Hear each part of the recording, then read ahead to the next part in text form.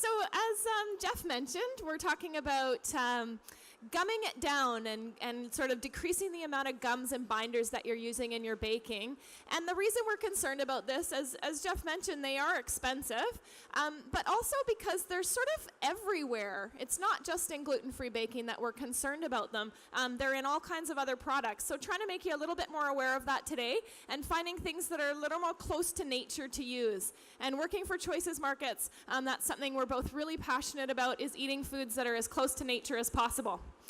So just to tell you a little bit more about us, Lisa is our Red Seal baker. She manages all of our production at both of our bakeries, our traditional bakery, which is in Richmond, and also our gluten-free bakery, which is a separate facility right next to our Kitsilano store on 16th Avenue. She manages a staff of about 20 people in Richmond and a staff of about 10 at our gluten-free bakery. And she also does all of our product development for baked goods. Lisa studied baking at Vancouver Community College and started with Choices almost 14 years ago, I think it was. She also worked in Germany in the artisan patisserie industry, and then when she came back, did more training and got her Red Seal certification, and then came back to work for us at Choices. At the time, the gluten-free bakery, when it first started 16 years ago, it was part of our Kitsilano store. So you can really imagine we feel like pioneers in the gluten-free industry being around for 16 years. But we grew quite quickly and decided we needed a separate facility. Also, as we learned more about gluten-free and the need to prevent cross-contamination, we really wanted to make our facility as safe as possible for those with celiac disease. So we moved our facility right next door. And we've had that bakery there for 10 years. Since Lisa took over that bakery, she's really been working hard to try and improve the quality of the ingredients. So everything we're talking about today, so we've worked to take out things like shortening, a lot of the refined sugars, really trying to improve the taste and nutrition of our products. And we actually have close to 100 different items at our gluten-free bakery, in case you didn't know. Things like muffins and breads, pizzas, cookies, cakes, even things for special occasions. And today we are at booth number 5. You might have noticed us when you first came in the door, and we're sampling all kinds of our gluten-free delicacies there. So please come by after the presentation and try some.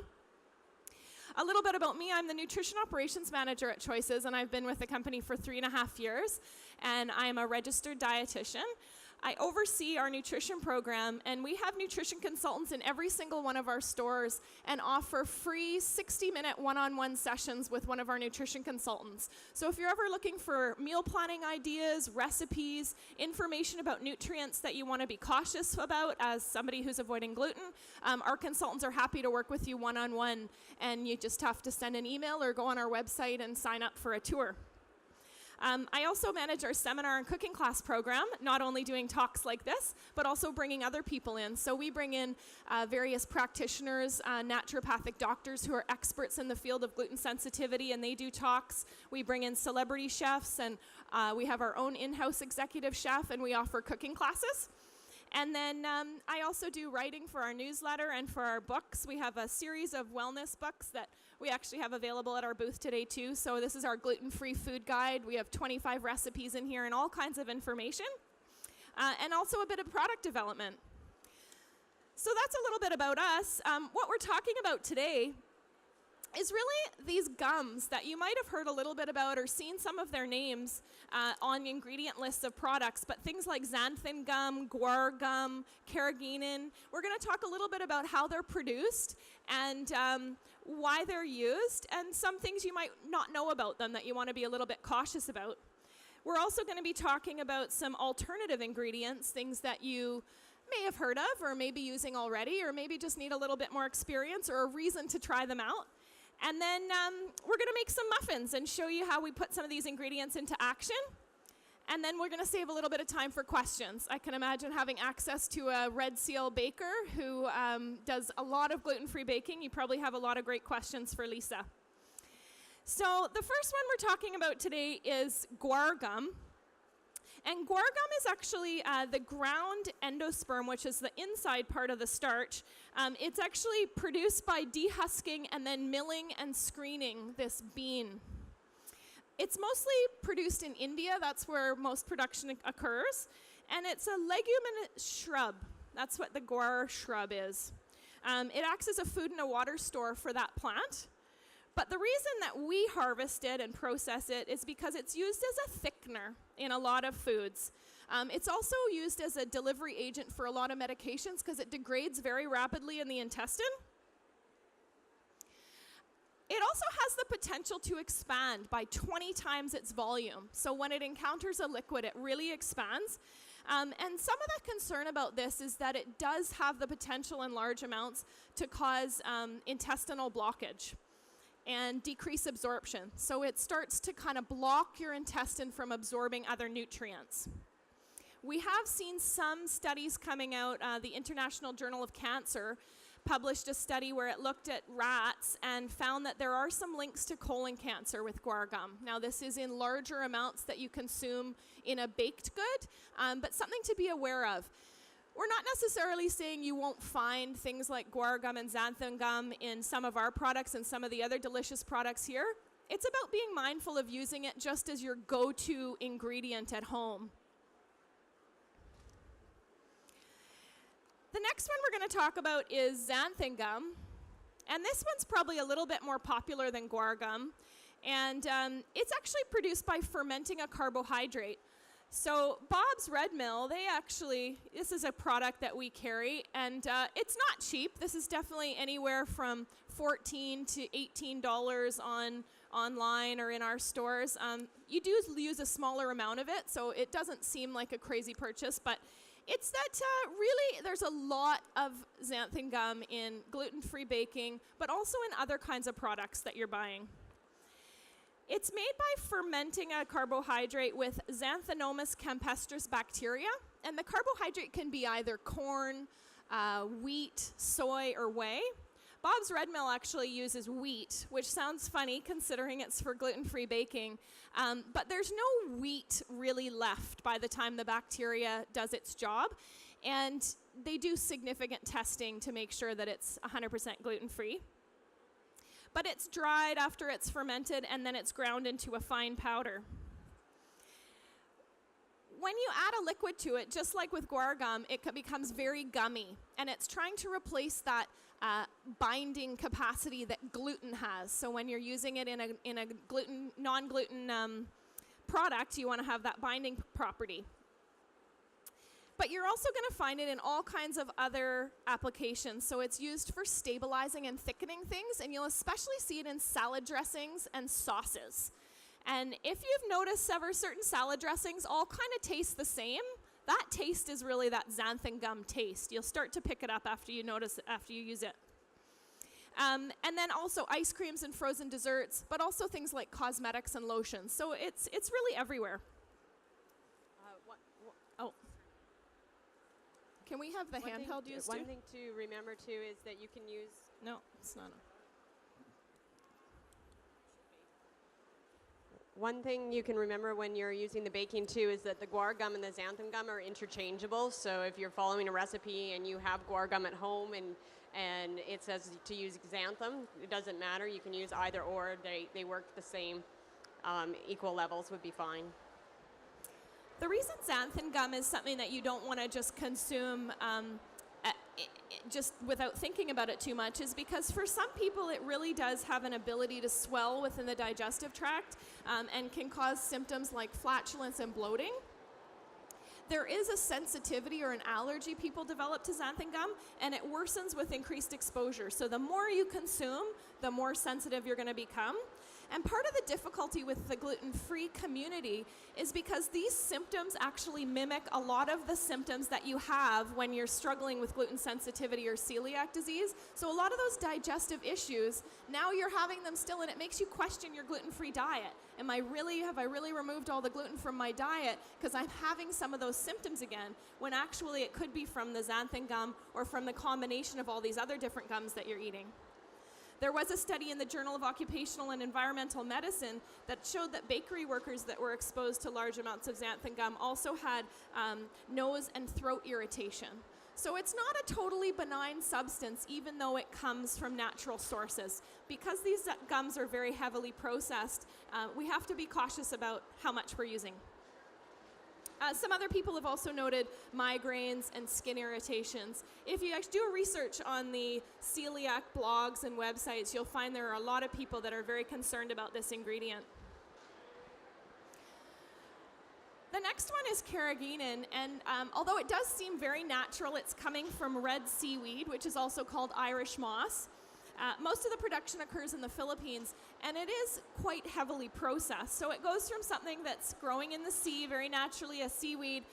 It gets dried, it gets cleaned, it gets ground, it gets alkalized, the cellulose is removed, it gets evaporated, concentrated, dried again, and milled, and ends up into like a white powder, just like the guar gum and the xanthan gum. This isn't one that you find on grocery shelves as often, but it's definitely part of the food industry, and you'll find it used mostly as a thickener and a stabilizer, especially in frozen desserts like ice cream. There have been some studies showing that it can cause inflammation, and there are some links to things like gastrointestinal ulcerations and even cancer of the GI tract. It's definitely not recommended for those with inflammatory bowel disease. The problem really comes from something called degraded carrageenan, and this is an application they're using in the medical community, mostly in the European Union. The problem is that even undegraded carrageenan, which is used safely in the US and Canada, is contaminated with the degraded carrageenan. It's not supposed to have more than 5% of the degraded carrageenan, but in studies they've done, they're showing that it could be upwards of 25% of this kind that we know is implicated in inflammation and colon cancer.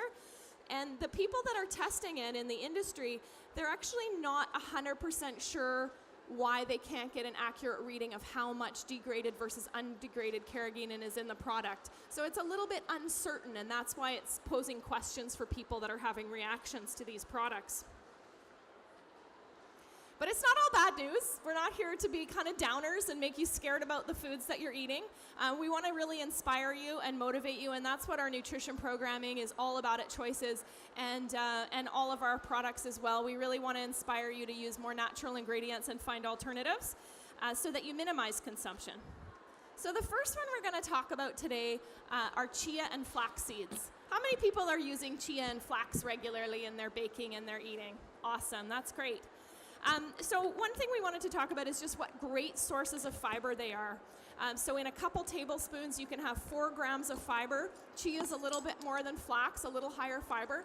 And they're also both fantastic sources of omega-3 fatty acids. And we know those omega-3 fatty acids, as well as the fiber, are really key for heart health. We also know the fiber is really important for our digestive health. And the omega-3s are also important for decreasing inflammation in our bodies. And for those with gluten sensitivities and celiac disease, decreasing inflammation is a really key way to start healing. What Lisa's doing right now is making what we call a chia or a flax egg.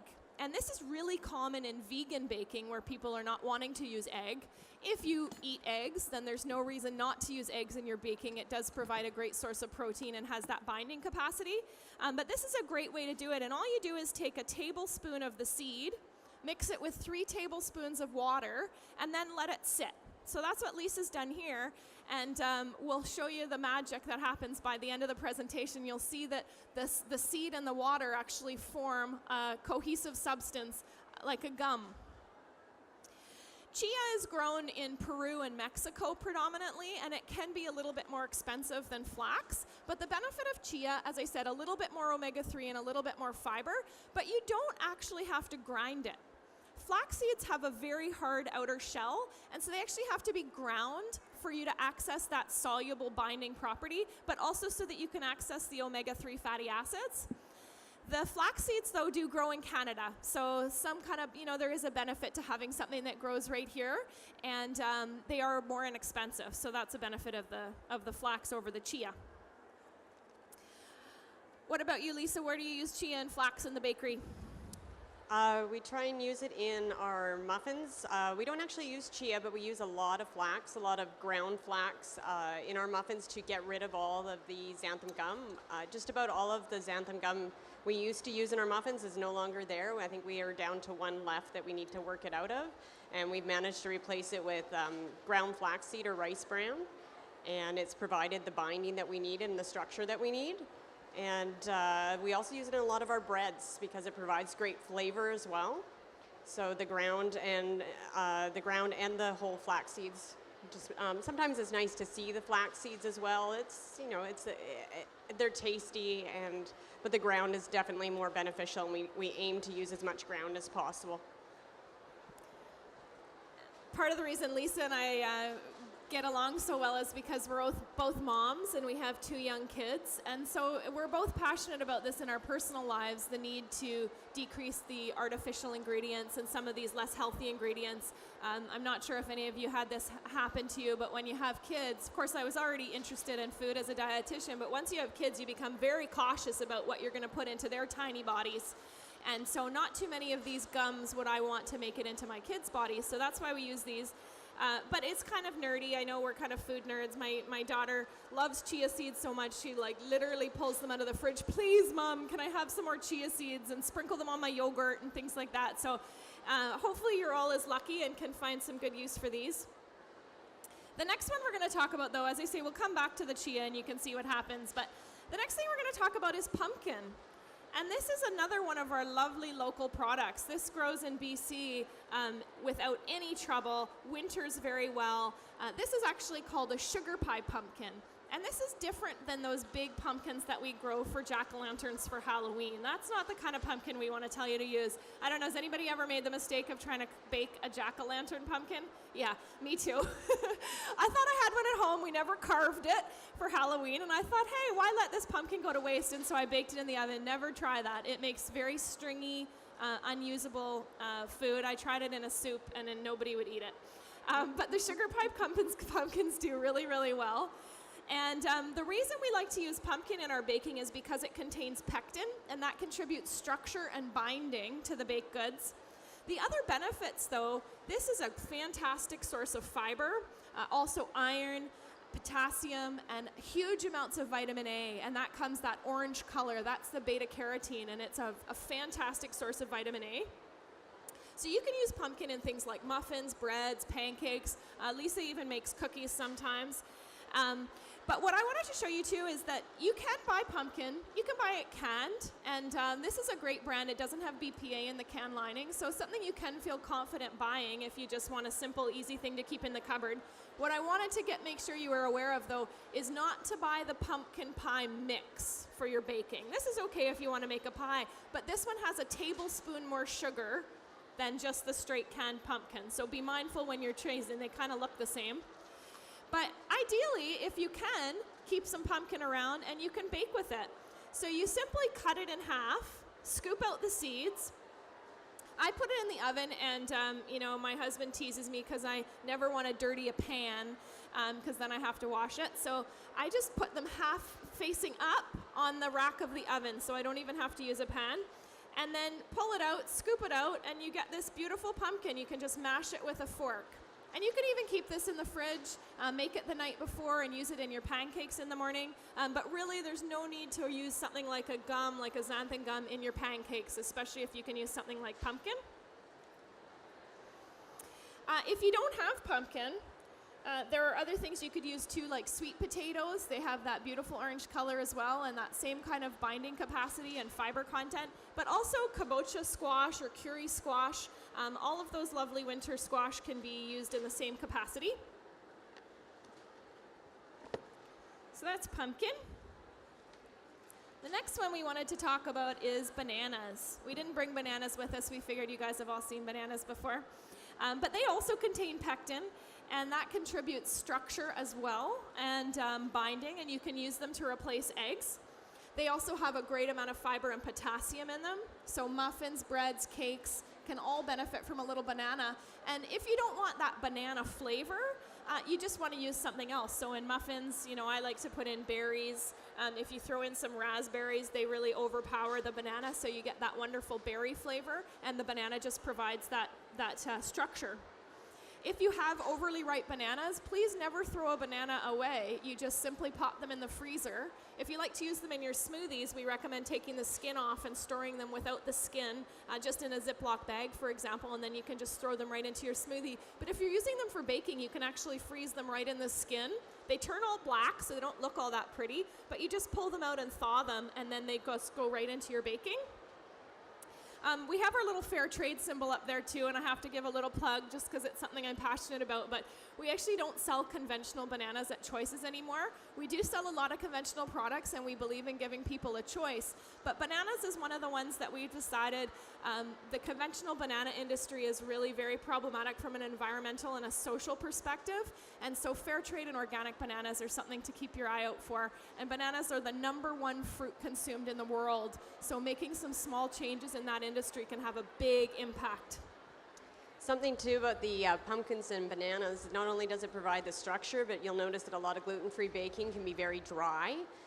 They provide a lot of moisture and will give you longer shelf life. So if you're making muffins and you want to bake a few and you want to keep them out on the counter, the pumpkin muffins, banana muffins, they will stay moist for a long time. The other thing to keep in mind is the flour choice that you use. So conventionally, gluten-free baking has really been grounded in rice flour. And in fact, you may know that our gluten-free bakery was once called our rice bakery because that was the predominant flour we used. But now you'll see that people have become aware that rice flour isn't the only thing out there. And there are some benefits to it, but also some benefits to using other flours. So rice flour is very mild in flavor, which makes it really versatile. But it's not as nutritious as some of the other flours, and in fact, it's very grainy, the texture of it.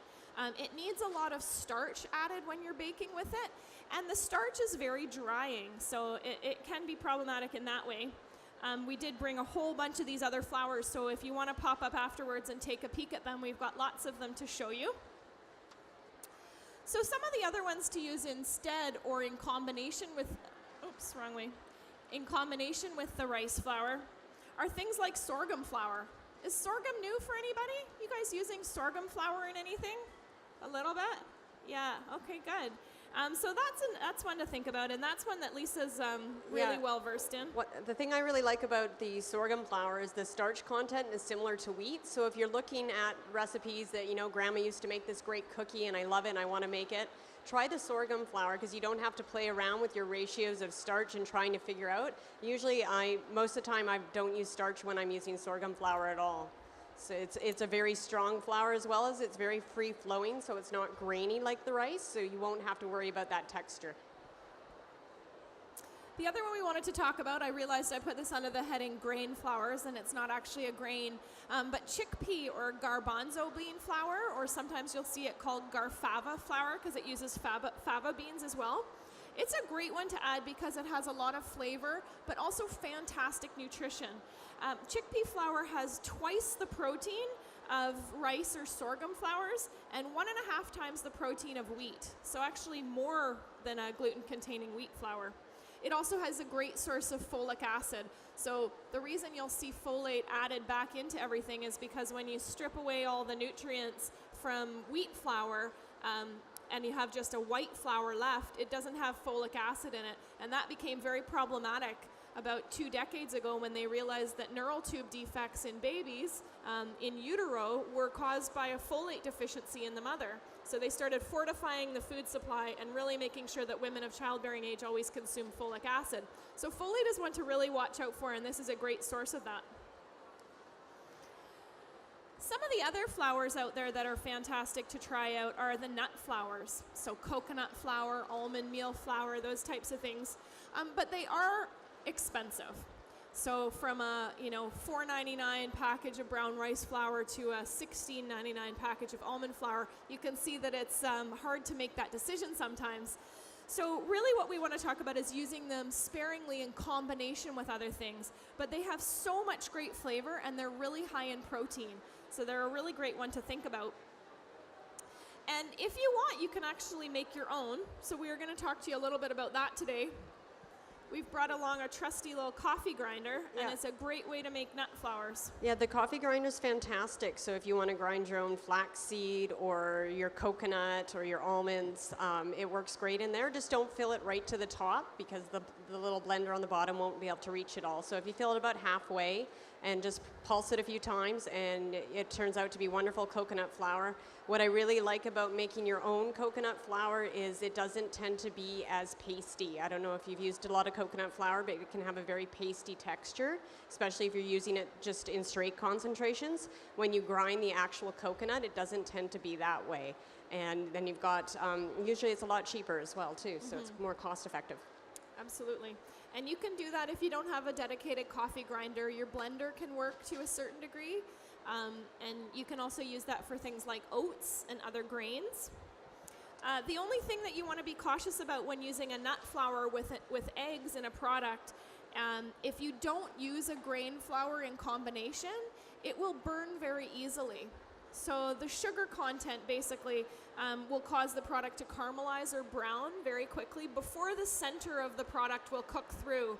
So you want to use this for smaller items like a muffin or a small little loaf. You wouldn't want to use it for a big cake or a large loaf because before the center can cook properly, the outside will have already started browning and burning even. Exactly, yeah. So smaller things like small muffins and cookies work great, but anything bigger, you're going to want to blend that coconut flour or almond flour with another flour. The next thing we want to talk about is something that we use in a lot of products at our gluten-free bakery, and that is rice bran. A very affordable thing to pick up, but the nutrition content is really remarkable. So not only a fantastic source of fiber, but also iron, potassium, phosphorus, zinc, niacin, and even some unsaturated, those healthy fats. Basically, a lot of these products, whether it was the chia or the flax that we talked about or the rice bran, it's that soluble fiber. And soluble fiber really has this ability to combine with water and form a gel. So the rice bran, Lisa will talk a little bit about this. This is about 3 tablespoons of rice bran. So if you were making muffins at home and wanted to make about 12 muffins, I would use about that much in your muffin mix. And the way it works the best is if it can soak in with the water. So if you're going to make your muffin mix and let it sit the day before you scoop it, the rice bran will absorb and it'll start to provide that structure so you don't have to use the xanthan or the guar gum. If you need to use it right away, then you can blend it with some hot water and just let it cool down a little bit before you put it in your muffins because you don't want the heat from the hot water to cause the baking powder to overreact and then you'll have lower muffins. This is rice bran soaked with, that's this amount, the 3 tablespoons, with 100 mils of water. So you can see it looks very liquidy on the top, but it's actually quite gelatinous on the bottom. So it separates a little bit, but that's fantastic in your muffins. You can use it in your breads as well. If you're going to make some breads with seeds, you could soak your rice bran with your seeds overnight, and it will make this great sort of gelatinous liquid, and you can probably bypass a lot of your binders using that. And so now what we're going to show you is using some of these ingredients and making a walnut date muffin. Now, just the way the health permits work here at the show, the stage itself doesn't have a health permit, so these muffins, and we also don't have an oven, so we're just going to show you how it comes together, and then the actual muffins are over at the booth, so pop by if you want to try a little sample after. Do you want to hold this for you? Sure. So the dates are really great too in providing structure and moisture as well. They add a lot of flavor, and the nice thing about the dates is because they're a dried fruit, they have a lot of sweetness, so you don't tend to have to use as much sugars. What I like to do is boil them with some hot water and let them sit and absorb the water so they soften. So that's what they look like when they've just been boiled. Now, you could throw this directly into your muffins, but you're going to end up with big chunks. So what I recommend doing is putting it on a KitchenAid and blending it, or you could put it in your blender. One of those hand blenders would work well too, and you end up with this beautiful puree, and that provides a lot of structure. And so when you're making your muffin, and if you're not going to do it on a KitchenAid, I wouldn't recommend putting those dates in first because your arms are going to get very tired and sore. So you're going to start with your sugars. If you're using honey, you would put it in now. You're going to mix your eggs in.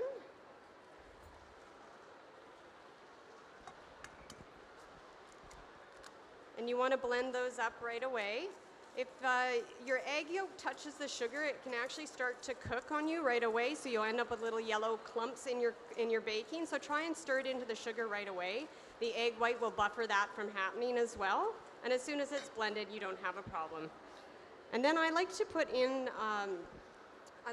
my rice bran then, and my starches and my lesser ingredients. So if you are going to use a gum, that's when you would put it in, is now. Any sort of binders. I like to get them in early just because you're going to use a very, very tiny amount, if anything at all, and you want it to blend in to the whole mix. So you're going to add your rice bran, and there's no binders in this muffin that we're making, so you're just going to stir that in. And ideally, even if you want to bake it that day, you can do it. I would just let it sit for an hour or two so that the rice bran has a chance to absorb the moisture. And then you're going to add your water or your oil, a little bit of liquid. Make it easy on yourself when you're blending. You don't have to make the mix really, really stiff. Get sore arms. So add a little bit of your liquid like that. And then you're going to add, we've got garbanzo bean flour here, and some tapioca starch. And that's going to help provide some structure because, of course, being gluten-free, you need to have something with structure. So the starch works really well. We like to use tapioca. It's reasonably priced, and it's non-GMO, so it's nice to use. And it tends to work interchangeably with potato starch. Corn starch can be a tiny bit stronger.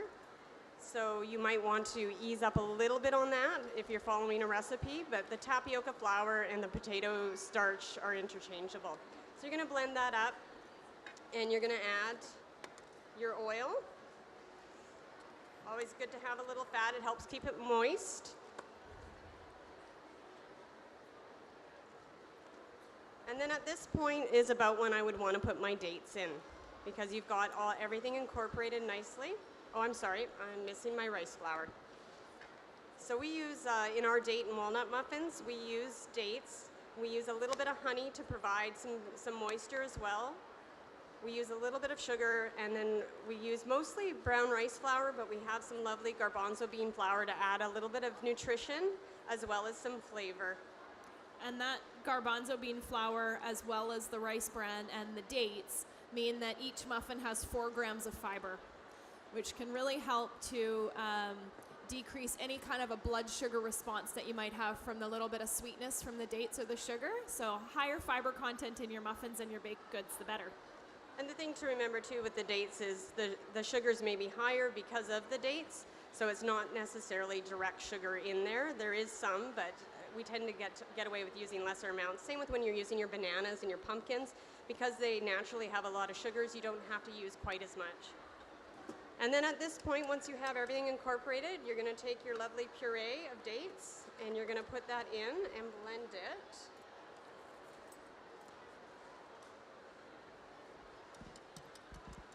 Table's smaller than I'm used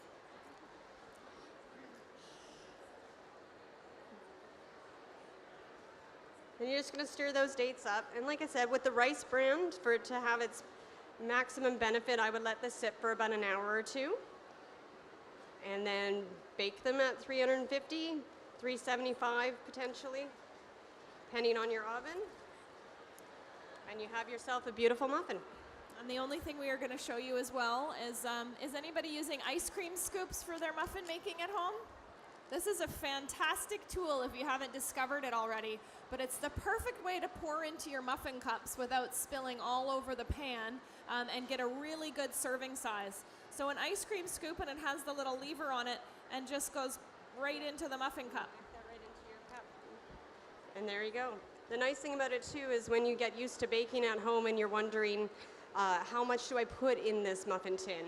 You've got your ice cream scoop, and you know you tend to make your favorite recipes over and over again, and you know, okay, well that blue ice cream scoop was perfect last time, and so make a note of that on your recipe, and you don't have to worry about overflow or making it too small, and you get more accuracy that way.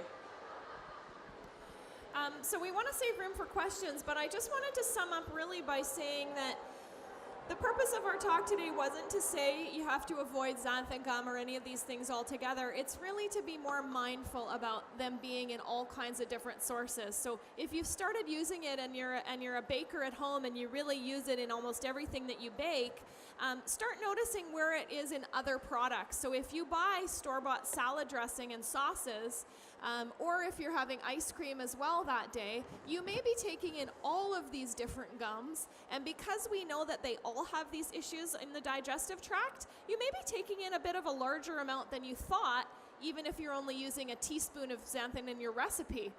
Overall, your intake for the day may be quite high. And so if you're still having symptoms of gluten sensitivity or your celiac disease symptoms, you really want to make sure that you've thought about xanthan and some of these other gums in your diet and try and look for some more natural alternatives. As I mentioned, our nutrition consultants are in store almost every day of the week. Just depends on which location, and I'm happy to tell you where we are. But also, if you just wanted to talk to Lisa and ask any more questions, if you don't feel like asking your question out in public today, you're always welcome to email us. I've put the slides for the presentation on the stage here for anybody that wants one, but please don't hesitate to ask us a question right now.